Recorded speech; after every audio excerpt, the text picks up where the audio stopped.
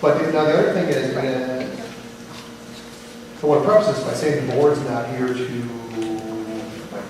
micromanage exactly what the PTOs are doing.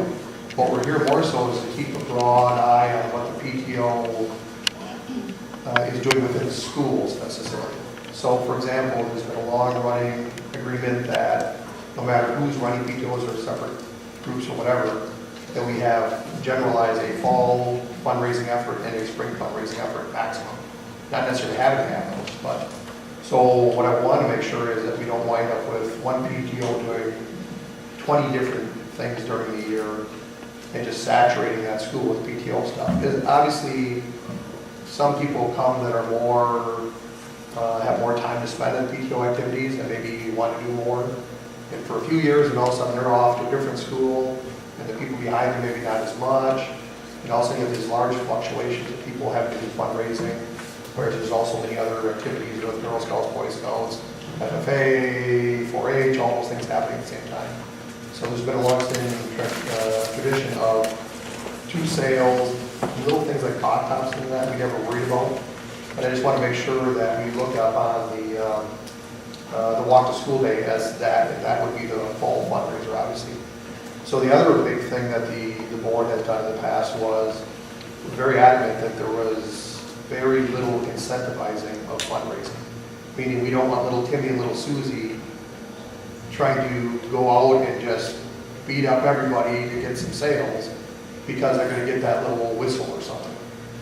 That would be inappropriate given the anti-bullying thing we just supported.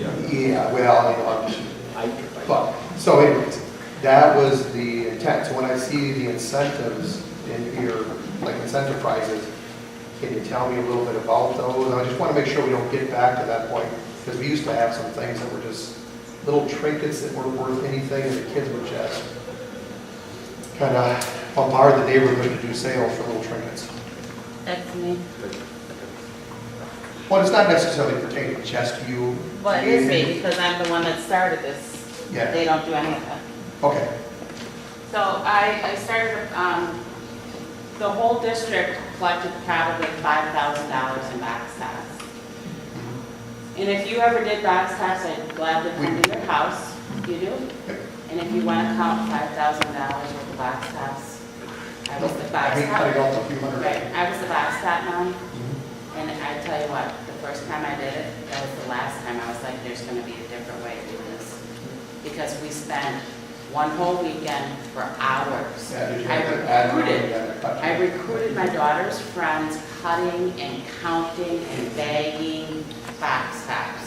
So I went on the website for box tops and I read all their information, and that's what they suggest to do. Use their collection sheets and offer incentives.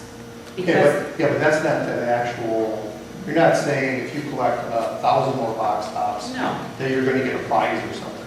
no, whoever collects the most. Okay. So what, if they collect the most, what kind of prizes? We offer a weekend at the wilderness. Okay. See, that to me is kind of going what we originally had. We didn't want to incentivize it so much that kids are going to be going. It's a family event. No, I understand that. If the kids help cut and paste them on the collection sheets, the parents buy the products. What's wrong with that? Well, what it does is it creates an atmosphere of trying to sell for the purpose of getting the toys. They're not selling anything. Okay, so they're collecting for the purpose of that. No, they're purchasing products that have them on it. Okay. So, and you don't see that as the No, the kids not at all. But you don't see that as the kids telling the parents they want to buy that? No. Because it has it on it? No, not at all. Does it go to one family for wilderness day, or What was was, it one family for the wilderness package? we ended up giving 2 away. Okay. I can't see where, if you're saying it doesn't make those students We think didn't about have getting one products. complaint about the whole situation. In fact, they're so enthused about it that we ran a summer contest, and we were like, they were bombarding us when they came in for open house with them. Okay. And I think that the families and I think the students also see it as giving back to their school, because that's in the message on the front page that you Right. can follow myself, that we're giving back to the school. So it's not just like get the most, be the best, it's give back to You know, it's retraining the mind. It's like when you had to learn how to recycle. It's retraining your mind. Because you're having these people do something that they normally wouldn't do. Well, I don't know about that. I mean, Well, yes, you we- are. No, no. Because I'm not gonna, why would I sit there and rip something off, cut it out, and put it in a baggie? Well, you would do it because it's better for the community. I do it. I've done Otherwise, it you're for, sitting there though. I've do it because I'm a board. Okay.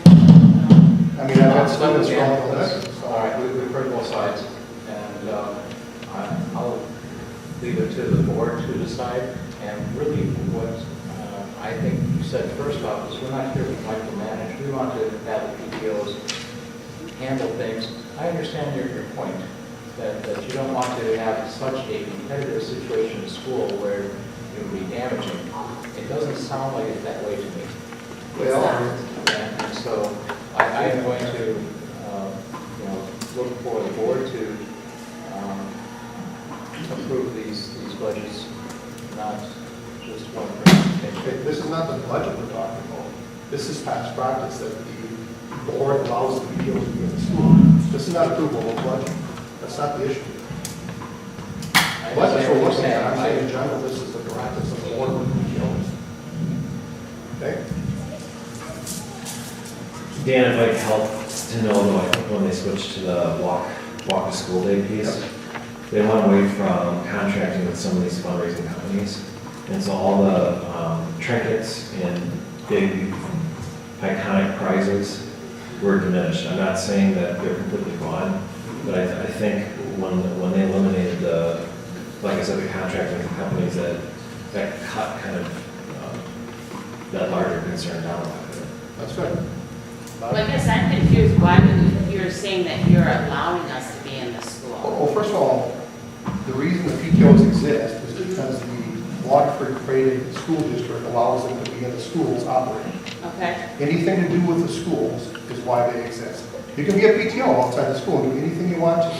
But Okay. any interaction with the students in the school during any school time or on the school property is because the Waterford School District does that. And that's any school board. And is there the difference between a PTA where the PTA is allowed to come in with the same? No, PTA is not allowed. Nobody is allowed to do sales in the school without the school's It's approval. not sales though.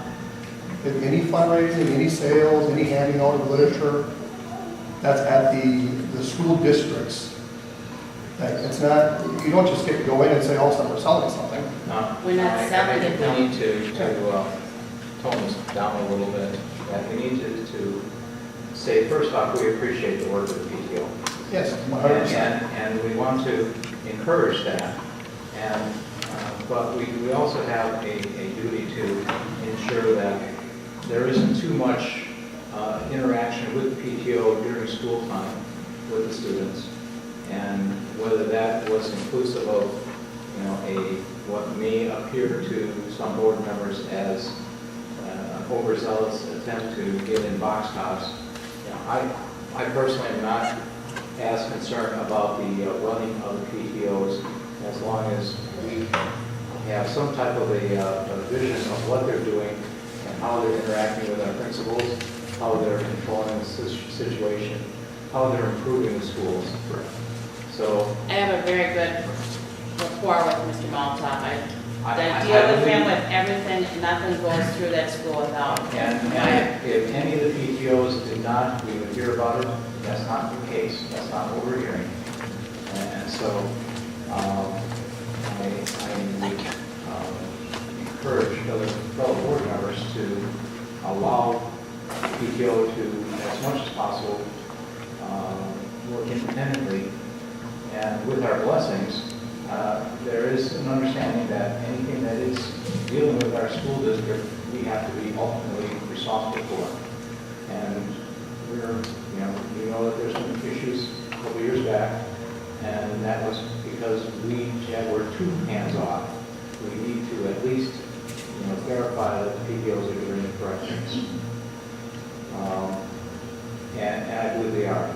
My question that I was going to ask, and it sounds like it's already happened, is that there's now individual checking accounts for each of those PTOs. Right, and he approves any checks before they're written in our school. Great. And then it's forwarded to the treasurer.